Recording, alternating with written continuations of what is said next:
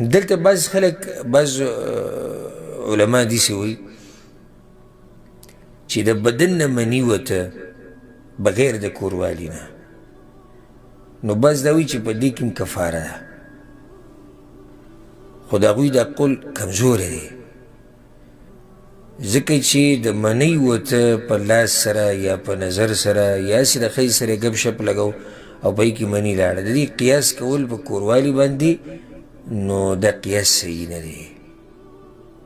صحیح خبره دا ده، اول ما خو تاسو ته اوله کې دا خبره کړې چې دا مسله هم اختلافي ده چې په منۍ وتو سره روژه ماتېږي او که نه، سخت اختلافي مسله ده. زموږ خپل ځاني د هغه علماو دلایلو ته زړه ډېر مطمئن دی، کوم چې وایي چې دې سره روژه نه ماتېږي، خو احتیاطي قول دا دی چې یو سړی